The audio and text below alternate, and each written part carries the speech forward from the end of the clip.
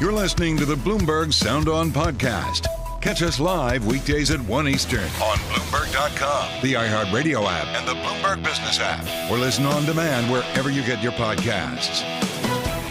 They've got a deal on hostages. Welcome to the fastest show in politics as the Biden administration helps to broker an agreement to secure the release of 50 hostages held by Hamas, including Americans, in exchange for 150 Palestinians held by Israel. We will talk about details of the plan, walk through what we know, and discuss what it might lead to with Congressman Ami Bera. The Democrat from California serves on the House Foreign Affairs and Intelligence Committees and is with us at the table this day before Thanksgiving. Republicans win a special House election in Utah, and Andrew Cuomo reportedly thinking about a run for mayor of New York City. We'll have analysis on all these stories from our signature panel. Bloomberg Politics contributors Rick Davis and Jeanne Zaino are with us for the hour. So thanks for joining on the radio, on the satellite, and on YouTube. Search Bloomberg Global News. The cameras are lit as we welcome the Congressman to the table, Ami Bera of the 6th District of California. It's great to see you, sir, and welcome back to Bloomberg. Joe, thanks for having me on. You're like the only lawmaker left in Washington today, so cheers to you.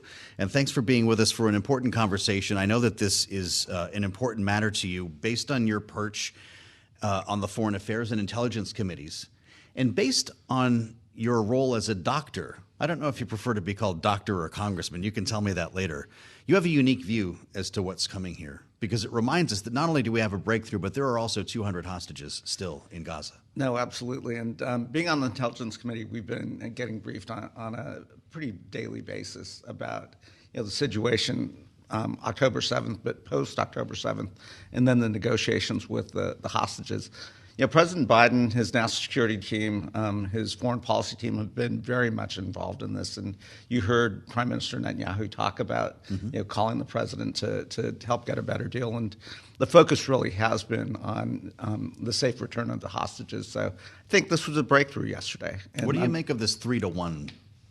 I think we always anticipated it would be something like that. It sounds like it's Palestinian women and teenagers in exchange for the first tranche of hostages being a lot of children and women. There's that possibility of continuing the hostage exchange, and I think this is a good first step. Well, the hostage exchange comes with the pause, as we're calling it, not a ceasefire, and I know that's deliberate language that we're using. It also allows for 300 aid trucks a day to be coming in from Egypt. That might be equally as important a component here when you consider the plight right now, Palestinian civilians. Incredibly important, and I do see this as a doctor. You've watched, the healthcare professionals, the doctors in Gaza talking about having to operate without anesthesia, hospitals running out of fuel, folks running out of medicine, and just the massive innocent civilian loss. So, that's not helping the cause of trying to find peace. It's also, in my mind, not making Israel more secure. So, can we take advantage of this pause? Can we get needed humanitarian aid, food, water, medicines, fuel into Gaza to the civilians, not to Hamas? And then can we take this temporary pause and maybe make it a little bit more permanent? The message from Benjamin Netanyahu was very clear yesterday. Not a ceasefire. In fact, when this pause is over, we will resume fighting in Gaza to root out Hamas. With that said, there's the potential for a second phase here that could lead to a more lasting ceasefire, maybe something we would actually refer to there. Are you concerned about Benjamin Netanyahu's posture at a time that could lead to a breakthrough? I think they're going to continue to degrade Hamas. They're going to continue to do what they have to do in order to secure the Israeli people. But is there a different way to prosecute this war? Can you do something a little bit more surgical, more tactical, minimize the massive innocent civilian lives lost, the destruction? I mean, at the end of the day, the Palestinian people have to live somewhere. And, I don't think it's a great idea for Israel to try to occupy Gaza. I'm not sure what that looks like. So can we take this pause? Can we think about what might a two-state solution look like and start that conversation? A two-state solution, boy, and it feels far away at the moment. The administration has received a lot of criticism from many progressive Democrats about the way that this war is being comported, even though that it is not the U.S. conducting this battle, but full-throated support for Israel while thousands of Palestinian civilians die. You can look at this one way or the other. It's very easy to blame Hamas in this case. The Biden administration would tell you that's what we should do. But it creates a political problem for him on the left. What do you hear from your colleagues in the House? Hamas clearly instigated this war, so that there's no debate about who started this war. Completely. And Israel clearly has the responsibility to protect its civilians and make sure something like October 7th doesn't happen again. That said, you do see the massive humanitarian crisis taking place, the loss of life. It's heart-wrenching to see children being pulled out of rubble and so forth. So, I think President Biden's been very clear in the U.S. focus. Obviously, we will continue to help Israel secure its security, moving the aircraft carriers into the region. We are making sure this doesn't extend or expand into another front. So that is also clear to our mission. And then, the attacks on our troops and others in the region, we have to respond to that as well. Well, what are you hearing on your committees? And I suspect it's both of them at this point, but I imagine that the Intelligence Committee has been quite a wealth of information, most of which you probably cannot share with me right now. But do you think that the presence of these two carrier groups helped to avoid a second front? Would Iran have been involved in this now if the U.S. hadn't acted the way it did? I think moving the assets very quickly has really, there's an initial concern about Hezbollah perhaps getting involved here. Yeah. We haven't really seen that. You've seen missile launches and so forth, but not a full-scale involvement. And then you have Iranian proxy groups in Syria, in Iraq, the Houthi rebels in Yemen. Again, I think we, along with others, have been doing what we have to do to make sure this doesn't spread. Many have suggested, and it's not just now, it's part of being the president of the United States.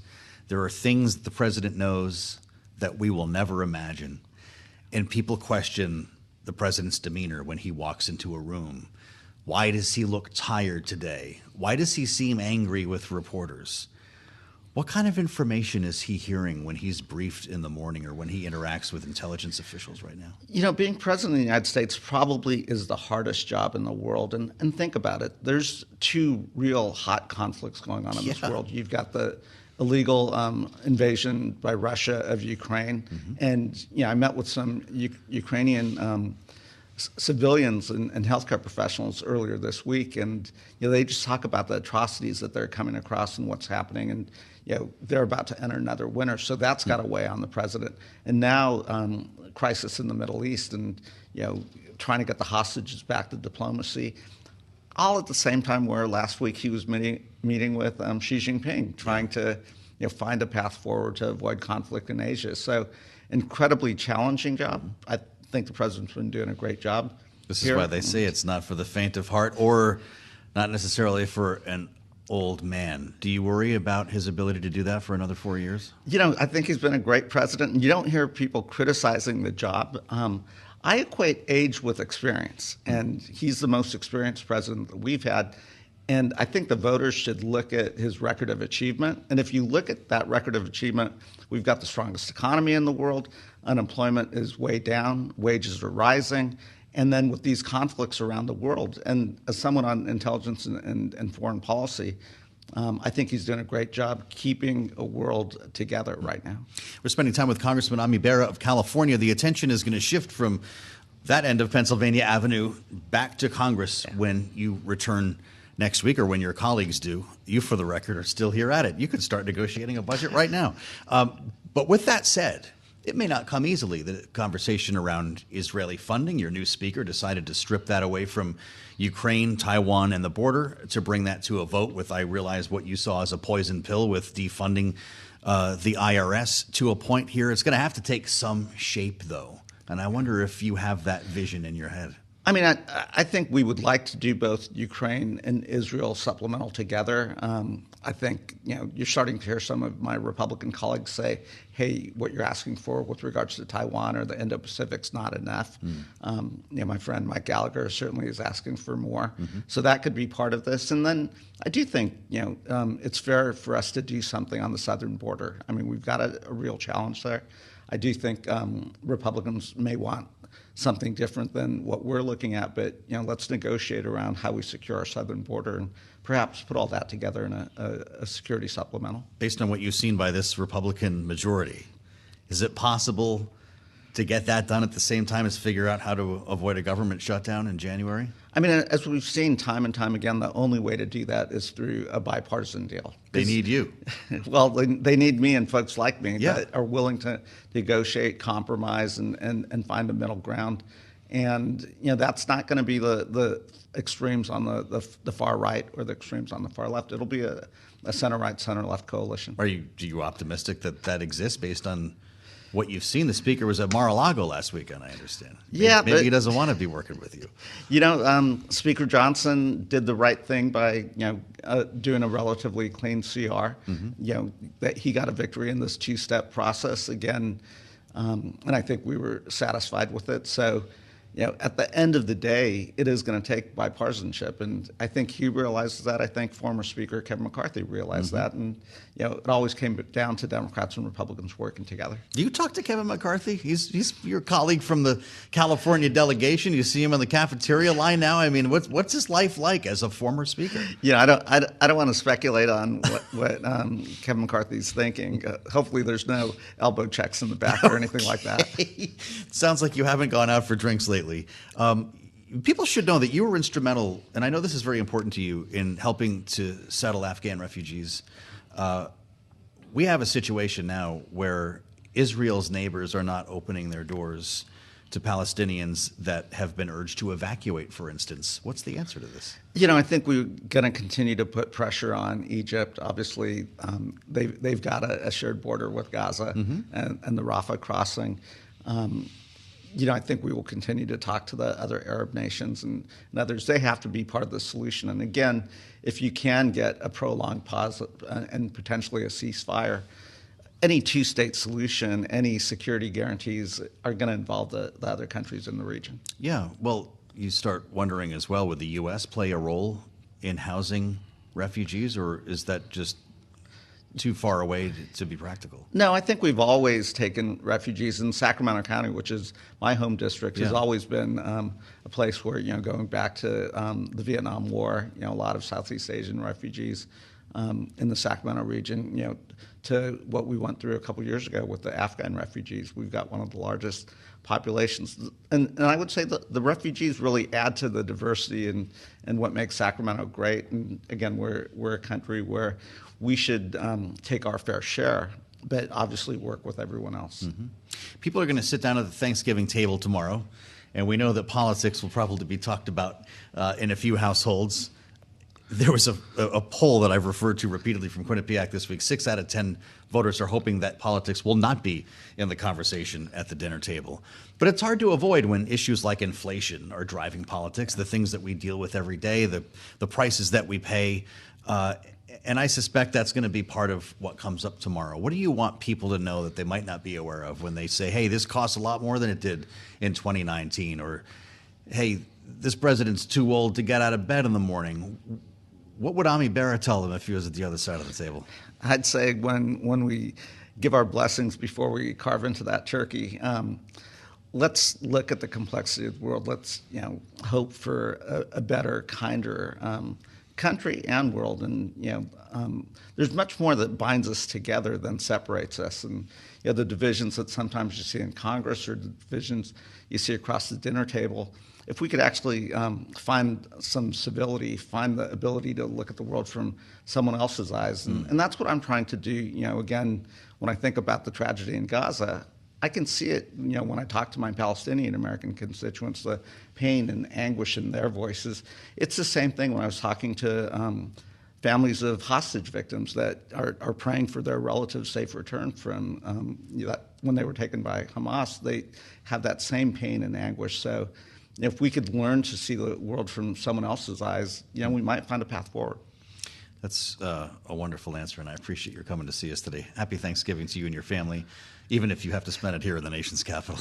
Happy Thanksgiving. At least I got to be with my family. Indeed. Thank you, Congressman. That's really all we can ask for, isn't it? Yeah. Our best to your family, and cheers. Thank you for joining us. I'm Joe Mathieu in Washington. This is Bloomberg Sound On as we assemble our panel for a quick swing at some of the issues we were talking about with the Congressman. We'll have a lot more time as well with Rick Davis and Jeanne Zaino. Here they are, primed for Turkey. And some pretty good news today, Jeanne, in a hostage agreement that we talked about yesterday. It seems to have largely taken the form of what we expected. Is this a win for Joe Biden? You know, I do think it is. We even heard from Benjamin Netanyahu yesterday, who said he was given the deal that Qatar and the United States had brokered. He didn't like parts of it. He went to Biden. They were able to rectify it. And he personally thanked Joe Biden. So I do think it is. But I think very, very smartly, the administration cannot and should not take a victory lap on anything here. These are 50 of more than 200 hostages. There is so much more work to be done. And I think Jake Sullivan on the morning show said the same. So I think tone is absolutely appropriate. And they do deserve kudos for this work they've done in a really, really awful situation. Well, this is a good point, Jeanne, and you're not the first to suggest that this isn't a time to be taking victory laps or celebrating here. Rick, obviously this is very good news for 50 families, some of them American, but to Jeanne's point, there are 200 others. Does this actually help to potentially unlock another deal? Sure. I think that the Qatari foreign minister said just that, this isn't the game done. This is the game begins. And that game is, if you can entice these terrorists into releasing hostages for, certain kinds of terms like ceasefires, then maybe you just keep tacking on. And, the terms of this are you get another day of a ceasefire if you give us 10 more hostages. The hope would be that you could get all these hostages released by year end. And there's some indications from Palestinian officials that could be the potential outcome. So cross your fingers, hold your breath. But it does seem that we're headed in the right direction when it comes to a flow of hostages coming out of Gaza.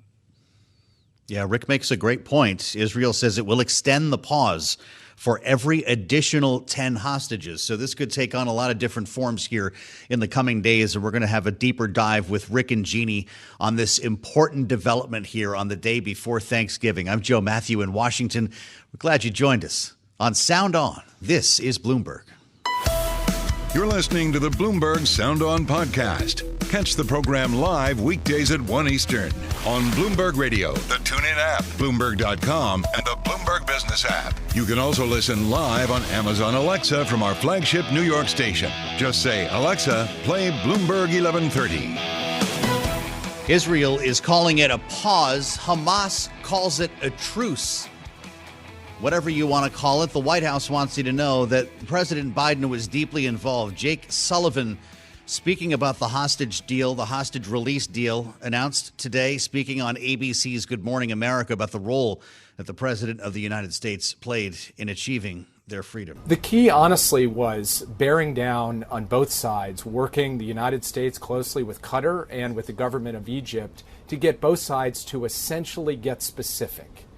And the big move happened late last week when President Biden spoke first with Prime Minister Netanyahu and then with the Emir of Qatar to say how many hostages for how many days in return for how many Palestinian prisoners. And it was really the work to refine those details that finally produced the breakthrough that we now see resulting in the announcement of a pause in hostilities and the first return of prisoners, of hostages. Rick Davis and Jeanne Zaino, our signature panel, back together for their thoughts on this deal. Now that it has emerged, we should note, by the way, the president is not in town.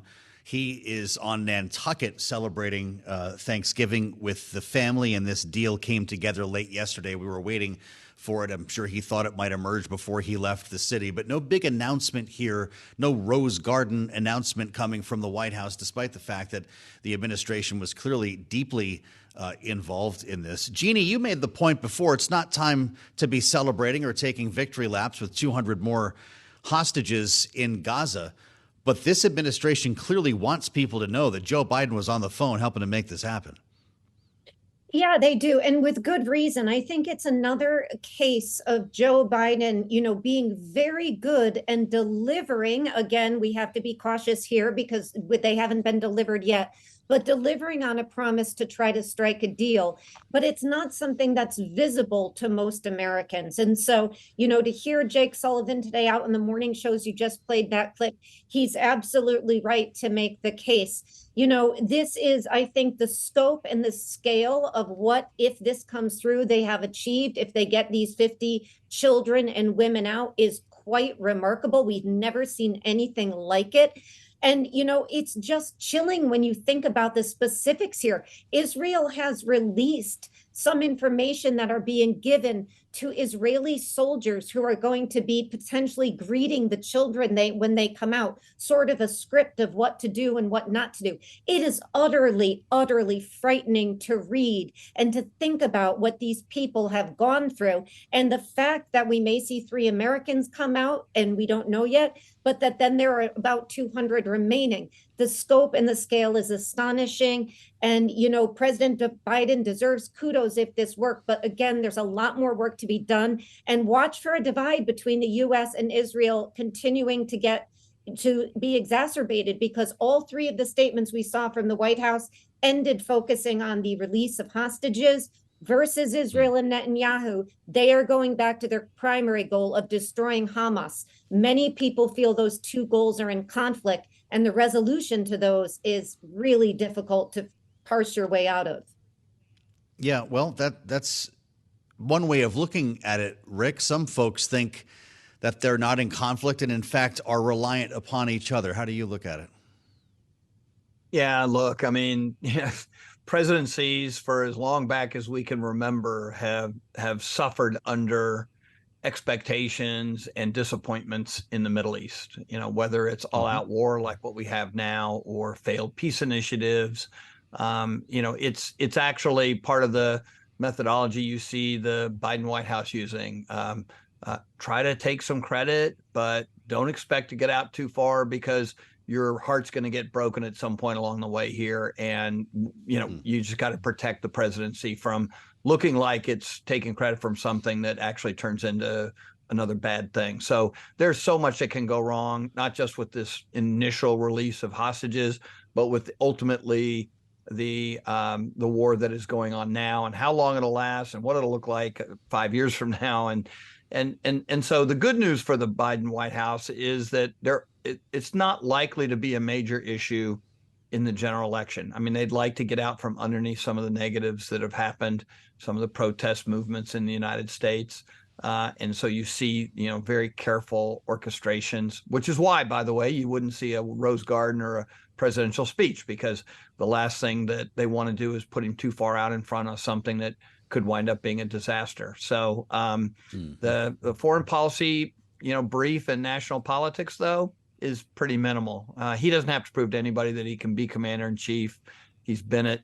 And so really, I think the White House is probably sitting around, by the time the first hostages here are released tomorrow, starting to think about how they can start talking about the economy again.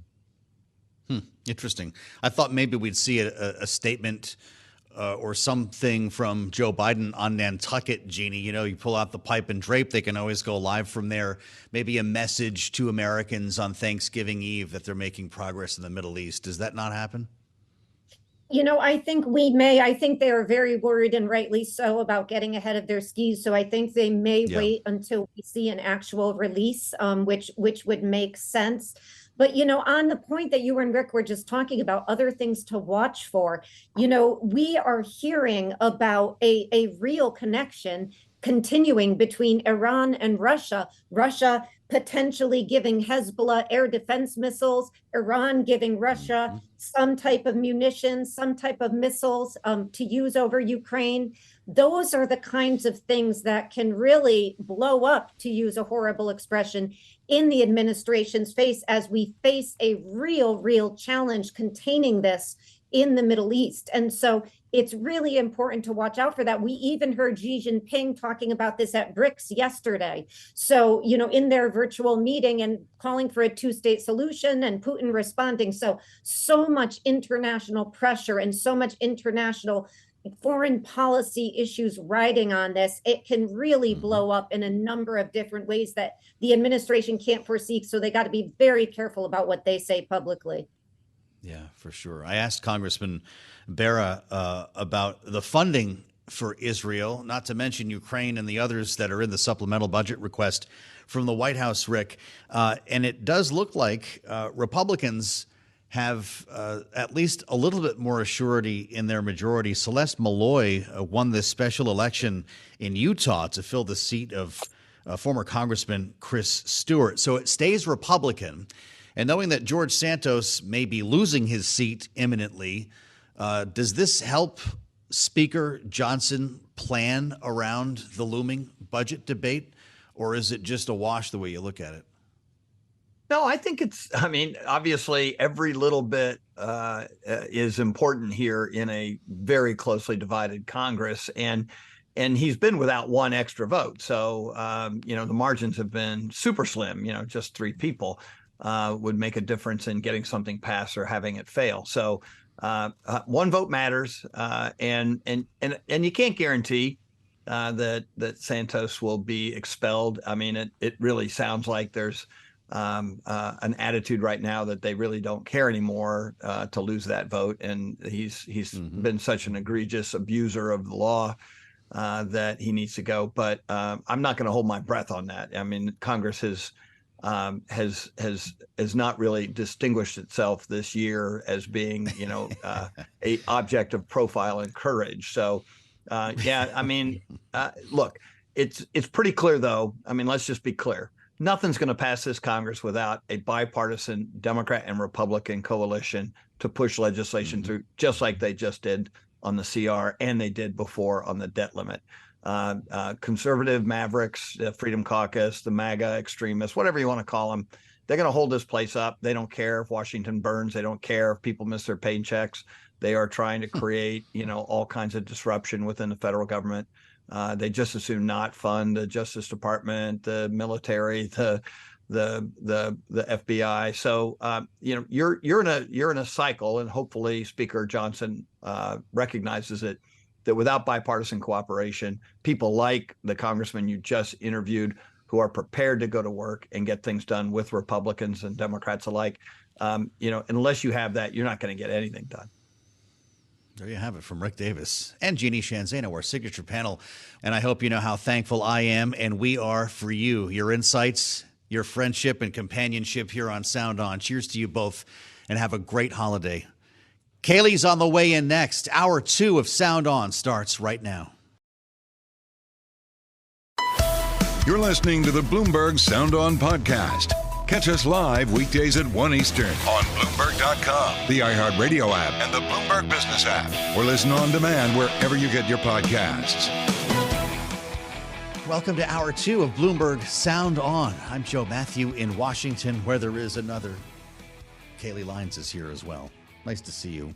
Actually, I shouldn't say that. Congressman Ami Bera was with us in studio last hour. Right. I think he is actually the only lawmaker maybe in Washington today. Yeah. The president is gone. He's on Nantucket, by the way. I don't know if we need to have a little instructional thing about that. I keep reading that he's in Nantucket. You can't be in an island, right? That's how, when we're in New England, we say, you're on Nantucket, you're on the vineyard. But you're not on Manhattan.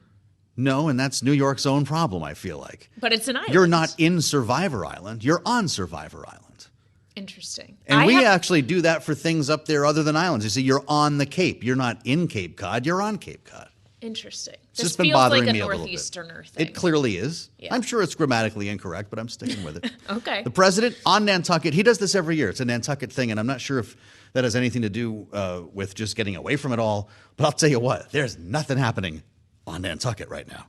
Yeah, well, there's not much happening here in D.C. That's true. Either. I think pretty much every lawmaker is soaking up all of the family holiday time that they're getting, and gravy, soaking up their thankfulness because they're probably just filled with dread at the prospect of returning to D.C. and dealing with all of the business they have to deal with on the other side of this state ring. of affairs, Kailey Leinz. So some would not blame them for that, I guess. Yeah. They're going to hear from constituents. They're going to second guess this whole speaker thing. God knows what else will come out of the wash by the time they're back We're going to talk about that and the latest on the campaign trail coming up with our friend Terry Haines from Pangea Policy. We're totally pulling him off of his time off as well, I think. But yes, God he's love very Terry kind to join us. to bring us direction. And we've got an eye on what's happening on Niagara Falls. This popped up last hour, Kailey, and it looks like we have a new headline from Fox. This appears to have been a fatal event at the bridge, the Rainbow Bridge that connects Canada and the U.S. Yeah, just about a mile from Niagara Falls. Of course, we already had understood that there was a vehicle explosion that the FBI was investigating. And now, according to Fox, that explosion was an attempted terrorist attack. There are 2 dead in that car explosion. Again, this is according to Fox. There is a lot we still don't know here. And we know that New York Governor Kathy Hochul is en route in this direction right now as you're seeing the border crossings in all throughout this area, a number of them closed at the moment. This is incredible stuff, and it's developing very quickly here before our eyes. Governor Kathy Hochul on her way to the border, apparently to Niagara Falls. We'll, of course, bring you comments from her if we get them, but this literally just happened less than an hour ago, so this is going to take some time here. But to see that headline from Fox, an attempted terror attack, I'd like to see the attribution and know more about it. We're obviously letting you know what we know as we learn it, and you're seeing these headlines cross the terminal and Bloomberg.com all the while. We should bring Terry in. Terry Haines, of course, the founder of Pangea Policy and a regular voice here at Bloomberg, joins us now on Sound On. It's great to see you, Terry. Thank you for giving us a little bit of time. I had a lot of questions for you about what's happening in Iowa here and on the campaign trail, but I'll tell you what, it's hard to ignore this story at Niagara Falls. When you see a headline like that, it does seem to bring credibility to what Christopher Wray, the head of the FBI, has been telling lawmakers, that domestic terror threats are near an all-time high right now. Well, absolutely. And thank you for having me. One way I think about this is, I wrote a note for clients almost exactly 10 years ago, laying out where the parties were on immigration, on border security, and what was likely or more likely, or what was likely or not to happen. Really, I could exhume that note, and the parties would pretty much be in exactly the same place. But the ice is finally starting to crack in Washington a little bit on this, and it'd be too soon to say, to expect action. But this is the kind of event that will spur people into action. What you've heard in the last couple of weeks in Washington, I think, has been fascinating if you're interested in border security.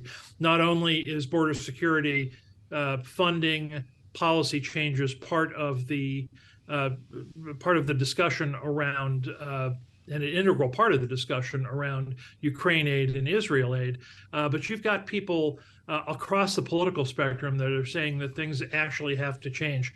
Peter Welch of Vermont, somebody I've known for a very, very long time, very good guy. Peter put the P in progressive pretty much. And Peter's been saying publicly over the past couple of weeks that something needs to change. We actually need to do something here substantively. And if you've got thoughtful people like Peter Welch saying that, and you have an event like this that's just happened, the stars are starting to align for some sort of action here, I think. Well, change is one thing to hope for, and it's easy to talk about, but as we often learn and have seen borne out time and again, change is much harder to actually implement.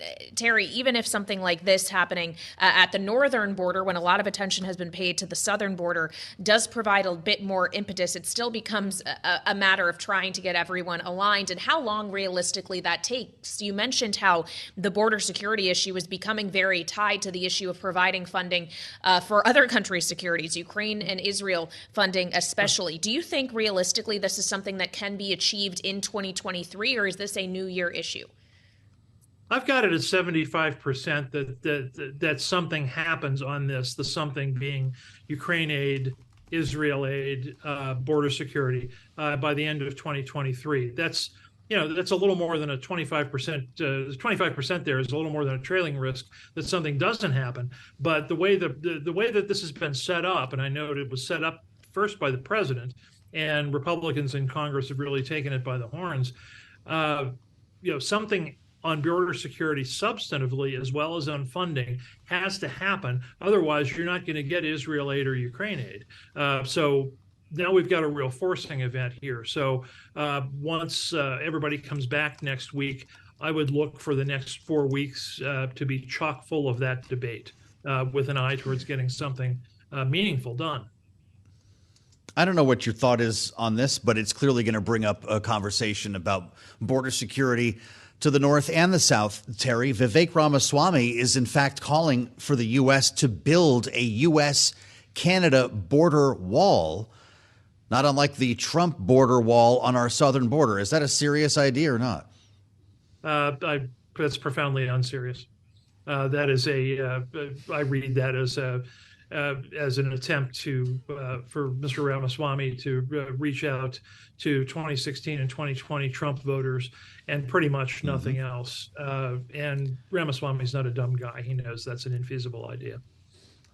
That's my kind of response, Kailey. Imagine floating an idea and having Terry Haines call it profoundly unserious. You know, it reminds me of the Logan Roy in Succession thing where he says he loves his children, people. but they are not serious people. You just kind of gave me that vibe, Terry, just now. Of course, Vivek Ramaswamy still vying for the Republican nomination, as are a number of other candidates. It doesn't seem, though, at least at this time, that he is one of the running for the silver medal. This is a race for second place, as we know, with Donald Trump still out front. But Ron DeSantis, who is one of the two, the other being Nikki Haley, trying to get that second place spot. We're almost there. Did get a key endorsement in Iowa, and this is not the first that he has gotten. Kim Reynolds also had endorsed him previously, now an endorsement from a highly influential evangelical. Do you think that gets him that number 2 spot in Iowa, Terry? How consequential is this? Well, I think it is consequential, Kailey. It's certainly the stars certainly align well for Mr. DeSantis right now. Let's put it that way. I have a little bit of a different take on the race, and let me start by saying it's awfully fluid. Iowa's caucusers are not going to focus with real intent until after the first of the year. I mean, we're talking about an event that's really going to happen almost 2 months from now. So not an inconsiderable period of time, and the holidays go by and all the rest. But I would urge people to look at it this way. The Trump national numbers mean nothing. National beauty contests are never relevant in presidential elections because the president is never picked that way. As we all know very well, this has to do with electoral college and not popular vote. So there's that. Trump's numbers in Iowa and New Hampshire are more than 10 points less than the national beauty contest numbers. We see a trend. We see two trends. One where the race is consolidating over the past 3 months, and I think it's really down to the Trump alternative is really down to DeSantis or Haley, and in no particular order right now. But in Iowa, DeSantis has put his entire campaign on winning in Iowa, and now he's gotten the endorsements of Governor Reynolds and now of Mr. Vander Plaats of the family organization, which are serious endorsements, substantive.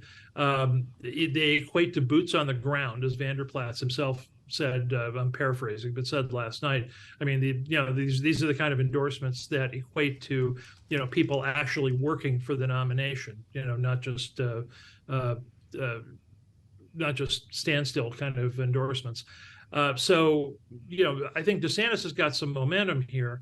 I would look for the narrative in the national media to start in the next month or so to start wondering whether Trump is now underperforming, because it doesn't take much to look at or see a world where in Iowa Trump comes off a mid-40s and comes down into the 30s once folks' second choices, whether that be DeSantis or Haley, start kicking in. And then people are going to start to say, well, this is a horse race. This is a 2-person, 3-person horse race. We have a month going into New Hampshire, and we've got Christie still trying to push there because he's got the same sort of strategy as DeSantis does.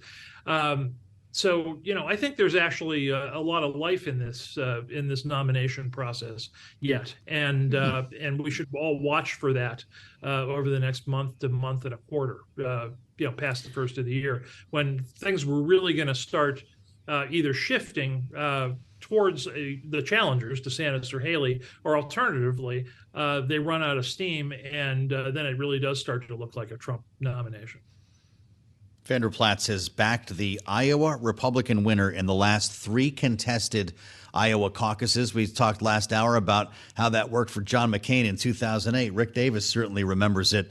Could we be in a world, Terry, then in which Ron DeSantis wins Iowa and Nikki Haley wins New Hampshire? What happens then? Well, then you're going to have a situation where you have 2 viable challengers. No more consolidation yet, and you're going to run into this kind of the Super Tuesday block of states where it's going to start to look like either Trump is going to consolidate a vote, or the challengers are going to start to consolidate a vote. And either way, it looks like it's either done on the one hand, or on the other hand, it's a real live horse race. So, and we're still, 2.5 months out from that. So a lot of time left in this race. 2.5 months feels like a long time, but I think we all know it's that like that's barely probably enough time going to to pack fly. for this thing. Are you kidding? And it might, Terry, it might also be barely enough time to pass a budget, because we're talking Iowa here, and at the same time, potentially a government shutdown. Oh. Yeah, well, we're getting to the point of perfection now where there's just going to be like rolling continuing resolutions, temporary funding for all year.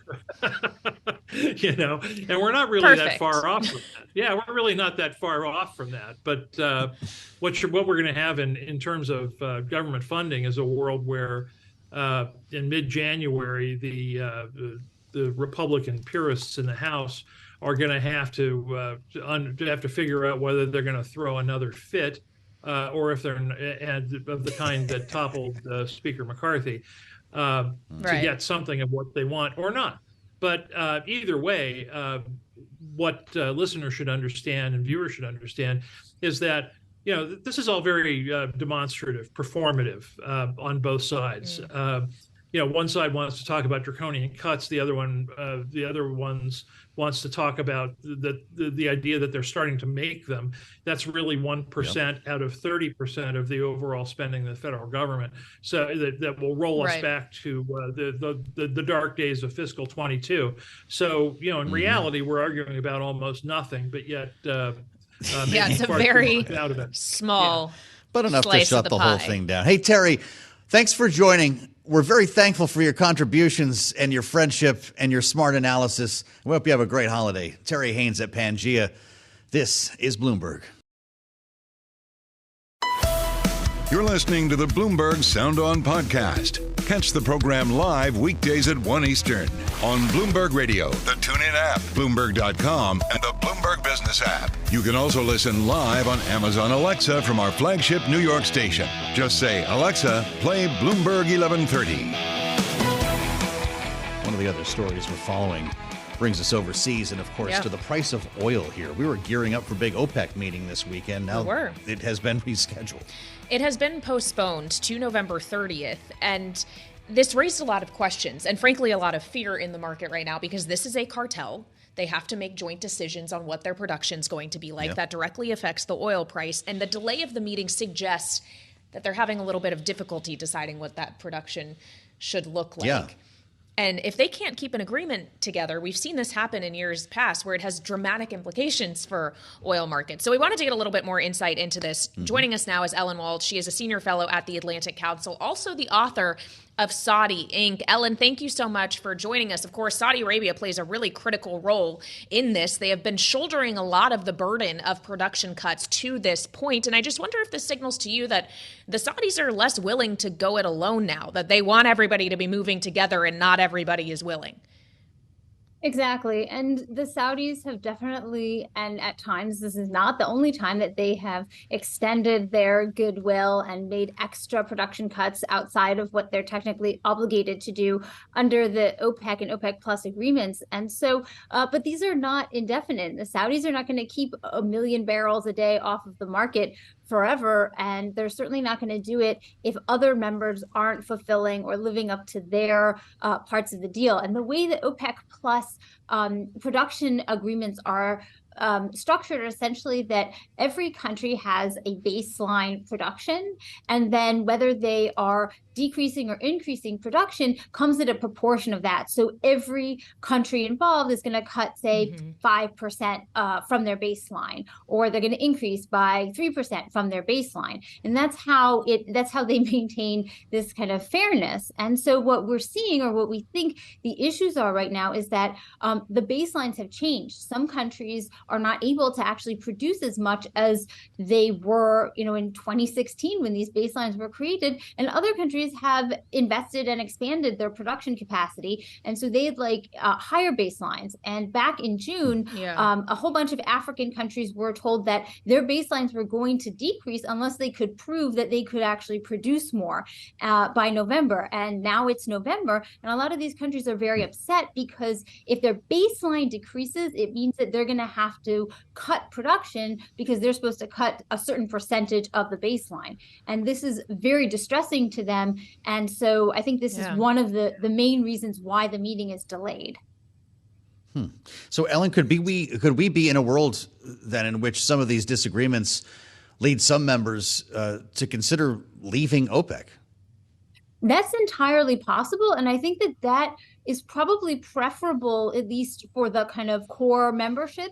That's a preferable alternative to, say, not having any agreement or to capitulating in some respects. And this has happened before. In 2016, when they reached the overall declaration of cooperation where they all agreed to cut, Indonesia left the group because it said, we can't afford to cut at all. So they essentially just left the group. Since then, Qatar has left the group. So it's not unheard of. It would be, I think, very difficult if a large number of African producers left, because recently a lot of these members have joined. They are representing a big and an important source of production for the future. And so I think OPEC would really like to do what they can to keep these members in the group, because for the future, that's very important to them, and to keep these members in, because the more production that happens outside of OPEC, the less control and influence OPEC can have over the market supply. Okay, so let's talk about those prices, Ellen. What price is it that you think Saudi Arabia, for example, would like to see? And what price range could we see if there is no agreement on production potentially and everybody decides to pump a lot, or if there is and they decide to constrain supply even more? For those in Washington very much concerned with the price at the pump, what's the risk here? How asymmetric is it? So I don't think that, I think there's a very low risk that prices are going to go high. We're in a period now where prices generally trend lower. We're looking at issues in terms of demand. There's some weaknesses, economic weaknesses that people see in China. So I don't think we're really at risk of, suddenly having a massive production cut that's going to send prices sky high. I would say we shouldn't really be worried about that. But what we could be worried about is the group falling apart, or the group becoming less in line with the market. So when you have countries that are producing and they're not producing up to their quota, or the quotas don't match, the market lacks the right information about who's pumping what oil. And that's really important, I think. And so bringing these numbers in line with their actual capabilities provides really vital information to the people who are looking at the market and saying, hey, wait, how much actual oil is out there? And I think that provides really valuable information and helps decrease volatility. So what we're looking at now is increased volatility with the potential for things to go farther downward. If we don't get any agreement, I think it's unlikely we won't see any agreement, because OPEC can always try to maintain the status quo, which isn't great, but at least it's something, and it's better than, say, an all-out supply production contest. I think we're unlikely to see that, but there's definitely this period of tension. And the question is, how far will Saudi Arabia take this to push these members to actually conform to what they want? And that's the real question. And the Saudi oil minister, he can be somewhat of a live wire. Ellen, we always learn something when we talk to you. Ellen Wald, many thanks for joining us today on Sound On, senior fellow at the Atlantic Council, author of Saudi Inc. Just looking at average gas prices going into the holiday here, Kailey, $3.28 nationally. A year ago, we were at 363. At least there's that. This is Bloomberg. Thanks for listening to the Sound On podcast. Make sure to subscribe if you haven't already at Apple, Spotify, and anywhere else you get your podcasts. And you can find us live every weekday from Washington, D.C. at 1 p.m. Eastern Time at Bloomberg.com.